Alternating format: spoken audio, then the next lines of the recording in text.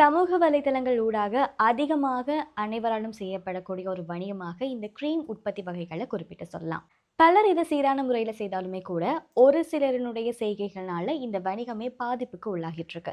அதுக்கேற்றாற் போல இன்றைய நாள் நடந்த ஒரு சம்பவத்தை உங்களோட பகிர்ந்து கொள்றேன். பெயர் மற்றும் உற்பத்தி திகதி போன்ற முக்கியமான தகவல்கள் எதுவுமே இல்லாத கிரீம் வகைகளை விற்றமைக்காக நேற்றைய நாள் கொழும்பில் இருக்கக்கூடிய ஒரு விற்பனை நிலையத்தின் உரிமையாளரை கைது செய்து அவருக்கு 10,000 ரூபாய் அபராத பணத்தை விதித்திருக்கிறாங்க.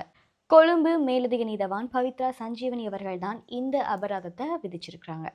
பாவனையாளர் அலுவல்கள் சபைக்கு கிடைத்த ஒரு தொலைபேசி அழைப்பின் மூலமாக இந்த இடத்தை சுற்றி வளைத்துதான் இந்த விற்பனை நிலையத்தின் உரிமையாளரை கைது செய்து நீதிமன்றத்துக்கு ஆஜர்படுத்தியிருக்கிறாங்க. கொழும்பு 11 புறக்கோட்டையில் இருக்கக்கூடிய விற்பனை நிலையத்தின் உரிமையாளருக்கு தான் இந்த அபராதம் விதிக்கப்பட்டிருக்கு.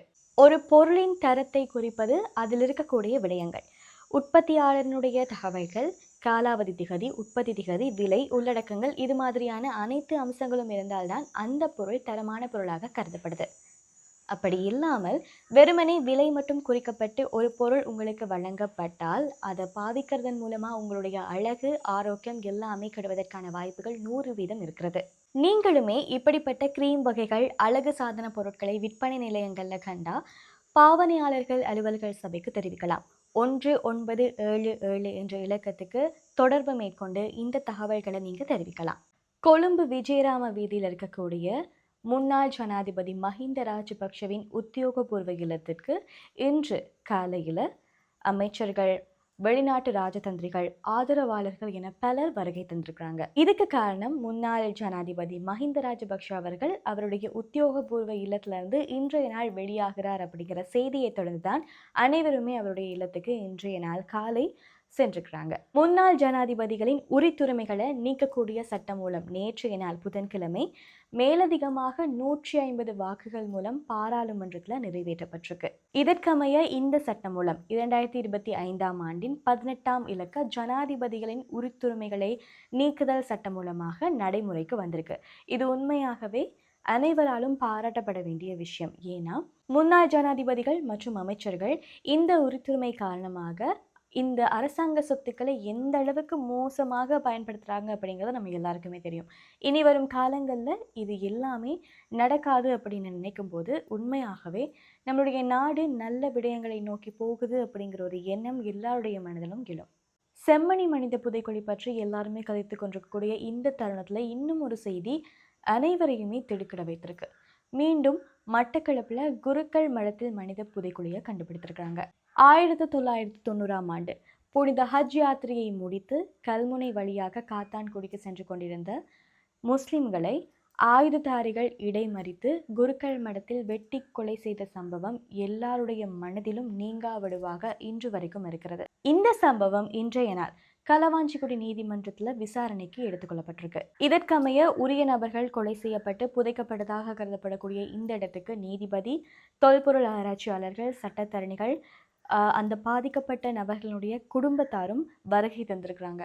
நம்ம நாட்டை பொறுத்த வரைக்கும் எந்த செய்திகள் வந்தாலும் அந்த இடத்துல முக்கியமாக ஏதேனும் ஒரு விபத்துமே குறிப்பிடத்தக்க ஒரு செய்தியாக இருக்கும். அந்த வகையில் இன்றைய நாளுமே ஒரு விபத்து நடந்திருக்கு. இன்று காலை எல்லைப்புல பிரதேசத்தில் 3 பஸ்கள் ஒன்றோடு ஒன்று மோதி விபத்துக்குள்ளாகியிருக்கு.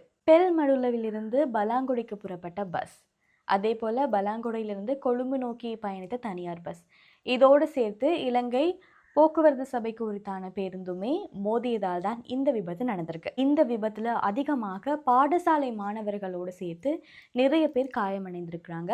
காயமடைந்தவர்களை பிரதேசவாசிகள் உடனடியாக வைத்தியசாலைக்கு அனுமதித்திருக்கிறாங்க. ஆனால் உயிர் சேதம் எதுவுமே இல்லை அப்படிங்கிறது மிகப்பெரிய நிம்மதியாக மனசுக்கு இருக்கு. இதுக்கு காரணம் வாகனம் அவர்களுடைய கட்டுப்பாட்டில் இருக்காது. காரணம் பராமரிப்பு இல்லை, அல்லது இவர்களுடைய கட்டுப்பாட்டில் இருக்க மாட்டாங்க.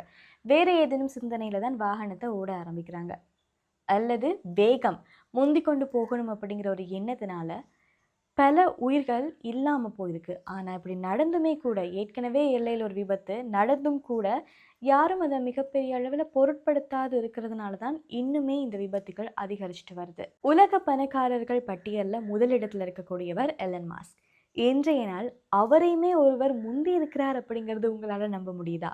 ஒராக்கல் நிறுவனத்தின் நிறுவனர் லேரி ஒரிசன் அப்படிங்கிறவர் தான் இவரை முந்திருக்கிறாரு. இவருக்கு வயது 81. எலன் மாஸ்கின் சொத்து மதிப்பு 385 பில்லியன் அமெரிக்க டாலர்கள். ஆனா இன்றைய நாள் ஒராக்கலுடைய நிறுவன பங்குகள் 43% அதிகரிச்சிருக்கு. இதனால லேரியோட சொத்து மதிப்பு கிட்டத்தட்ட 393 அமெரிக்க பில்லியன் டாலர்களாக அதிகரிச்சிருக்கு. இதன் காரணமாக இன்றைய நாள் பணக்கார வரிசை பட்டியலில் முன்னிலையில் இருக்கிறார். இதுக்கு காரணம் ஒரேக்கல் நிறுவனத்தில் திடீர்னு ஏற்பட்ட வளர்ச்சி தான். முதலீட்டாளர்களின் அதீத நம்பிக்கை காரணமாக ஒராக்கல் பங்குகள் ஒரு நாள்ல 101 பில்லியன் அமெரிக்க டாலராக அதிகரிச்சிருக்கு. லேரி அவருடைய நிறுவனத்தில் 41% பங்குகளை தன்வசம் வச்சிருக்கிறாரு. இவருடைய பணம் அல்லது இவருக்கு வரக்கூடிய வருமானம் எல்லாமே இந்த முதலீடுகள்லேருந்து தான் கிடைக்குது. 2021ஆம் ஆண்டிலிருந்து எலன் மாஸ்க் தான் உலக பணக்காரர் பட்டியல்களில் முதலிடத்தில் இருக்காரு. அப்பப்போ அமேசான் உரிமையாளர்கள் ஒரு சிலர் முன்னிலையில் வந்தாலுமே கூட அவங்கள பின் தள்ளிட்டு மாஸ்க் முன்னிலையில் வந்துடுவார். ஆனால் இந்த முறை ஒராக்கல்ல ஏற்பட்ட மிகப்பெரிய மாற்றம் எலன் மாஸ்கினுடைய மிகப்பெரிய ஆதிக்கத்தை வீழ்த்தியிருக்கு.